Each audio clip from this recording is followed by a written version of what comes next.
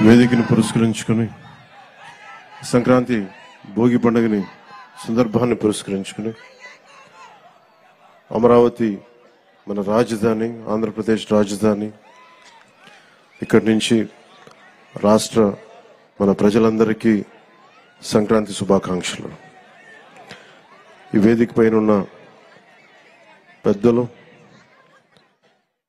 మాజీ ముఖ్యమంత్రి, ప్రస్తుత ప్రతిపక్ష నాయకులు శ్రీ నారా చంద్రబాబు నాయుడు గారికి మనస్ఫూర్తిగా నా హృదయపూర్వక నమస్కారాలు. ఈ వేదిక పైన ఉన్న తెలుగుదేశం నాయకులకి, పెద్దలకి, జనసేన నాయకులకి, ప్రతి ఒక్కరికి పేరు పేరున హృదయపూర్వక నమస్కారాలు, సంక్రాంతి శుభాకాంక్షలు. ముఖ్యంగా ఇక్కడికి వచ్చిన అమరావతికి రాజధాని కోసం, 5 కోట్ల ప్రజల రాజధాని కోసం 33,000 ఎకరాలు ఇచ్చిన ఇక్కడికి వచ్చిన రైతు కుటుంబాలకి, రైతులకి, ప్రతి ఒక్కరికి మనస్ఫూర్తిగా మీ అందరికీ నిజమైన సంక్రాంతి శుభాకాంక్షలు. గత 4 సంవత్సరాలుగా ఈ రాష్ట్రానికి పీడ పట్టింది. ఆ పీడ తొలగిపోయే టైం అయింది. ఆ కీడుని, ఆ పీడని ఈ రోజున భోగి మంటల్లో కాల్చేసాం. ఈరోజు నాకు మీ కష్టాలు తెలుసు. ఆ రోజున మన పార్టీ ఆఫీసుకు కూడా మీరు వచ్చి మీ మీద దాడి జరిగి చాలా అనుచితంగా, దారుణంగా మిమ్మల్ని లాఠీలతో కొట్టి రైతాంగాన్ని చాలా చాలా బాధ గురి చేసి నాకు కలిచివేస్తుంది. ఈ రోజున తెలుగుదేశం కానీ జనసేన 2 కలిసి ఉన్నాయంటే మీ అందరి ఆవేదన, ఏడుపు ఆ రోజు నన్ను కలిచేసింది. మీ ఆకాంక్షల కోసం ఇందాక మాట్లాడుతూ ఉండగా, తల్లి ఎకరం ఇచ్చానన్నా, నేను ఉన్న ఎకరం కూడా పోగొట్టుకుని ఆడబిడ్డలను పెంచుకుంటా ఉన్నానంటే, ఆ ఆడబిడ్డకి, ఆ అక్కకి, ఆ చెల్లికి నేను మాటిస్తున్నాను, అమ్మ మేము ఉన్నాం, మీరు ఇచ్చిన ఈ త్యాగం మేము మర్చిపోం. మీకు ఏ ఉద్దేశంగా కోసం అయితే ఇచ్చారో ఆ ఉద్దేశం సంపూర్ణంగా నెరవేర్చేలాగా మేము కృషి చేస్తాం. బంగారు రాజధాని నిర్మించుకుందాం ఇక్కడ. అలాగే మనం ప్రతిసారి, నేను ఒక్కటే కోరుకున్నా, ప్రతిసారి అదే సభాముఖంగా కూడా ఈ రోజున అదే మాట చెప్తా ఉన్నాను. ప్రతిసారి మీరు జై అమరావతి అన్నప్పుడల్లా ఒకటి గుర్తుపెట్టుకొని, మీరు ఆంధ్ర కోసం, మీరు 5 కోట్ల మంది ప్రజల కోసం మీరు ఈ రోజున రాజధాని ఇచ్చారు. జై అమరావతితో పాటు జై ఆంధ్ర నినాదాన్ని కూడా మీరు తీసుకెళ్లాల్సింది. ఎందుకంటే మీరు అన్నప్పుడల్లా మీరు ప్రజలకు తెలుస్తూ ఉంటుంది మీరు చేసిన త్యాగాలు. కేవలం జై అమరావతి అంటే ప్రజలకి, 5 కోట్ల మంది ప్రజలకి అర్థం కావట్లా. కేవలం అది అమరావతి సమస్య అనుకుంటారు. ఇది అమరావతి సమస్య కాదు, 5 కోట్ల మంది ప్రజల సమస్య. ఈ రోజున మీకు వచ్చిన కష్టం రేపొద్దున శ్రీకాకుళం, ఇచ్చాపురంలో వస్తుంది. అటుపోతే మనకి ఇంక్లూడింగ్ కడపలోని పులివెందులో కూడా వస్తుంది.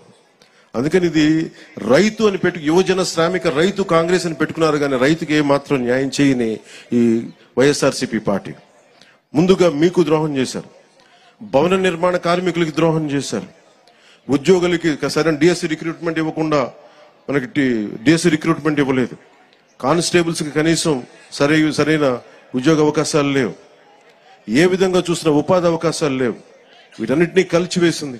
ముఖ్యంగా మీరు గుర్తుపెట్టుకోవాల్సింది, ఆ రోజున మీకు కౌలు రావట్లేదు అంటే, ఆ రోజున జనసేన మీకోసం ముందుకొచ్చి మీకు కౌలు పడేలా మీకు మీ తరపున మేము పోరాటం చేశాం.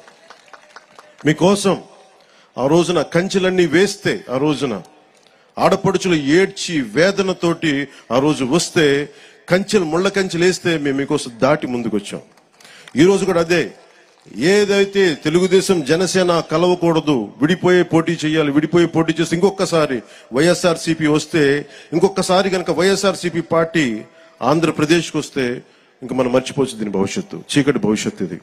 ఆ చీకటి భవిష్యత్తు ఉండకూడదు, వెలుగు నింపాలి. అందుకని ఈ భోగి రోజున మనం జనసేన, తెలుగుదేశంతో కలిసి ఒక సుస్థిరమైన ప్రభుత్వం స్థాపించాలి, మీకు బంగారు భవిష్యత్తు ఇవ్వాలని మనస్ఫూర్తిగా నేను మీ అందరికీ తెలియజేసుకుంటా ఉన్నాను. అలాగే జనసేన రైతులకి అండగా నిలబడే పార్టీ. ముఖ్యంగా కౌలు రైతులకి మేము స్వయంగా పార్టీ తరపు నుంచి ఇంతమందికి మేము స్వయాన ₹1,00,000 చొప్పున అందరికీ అందజేశాం.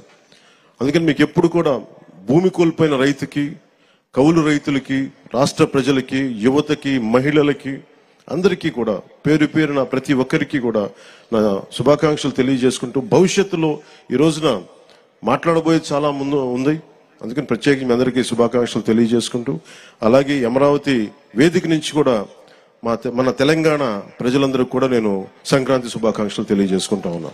తెలుగు ప్రజలు ఎక్కడున్నా, విదేశాల్లో ఉన్నా, కర్ణాటకలో ఉన్నా, తమిళనాడులో ఉన్నా, తెలుగు ప్రజలందరికీ, భారతదేశ ప్రజలందరికీ మన అమరావతి కేంద్రం, మన రాజధాని నుంచి వారందరికీ సంక్రాంతి శుభాకాంక్షలు తెలియజేసుకుంటూ, వచ్చే సంవత్సరం జనసేన తెలుగుదేశం ప్రభుత్వంతో అద్భుతంగా మనందరం ఇక్కడ సంక్రాంతి జరుపుకుందామని తెలియజేసుకుంటాం.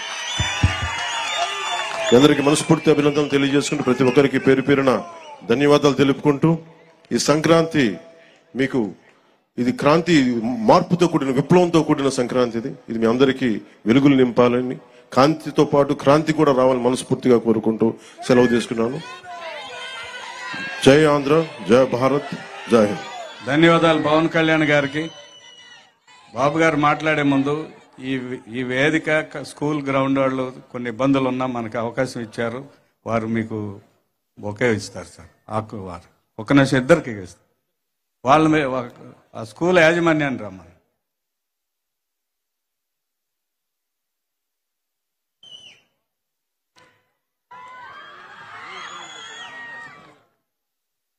వీరాంజనేయ లేడీ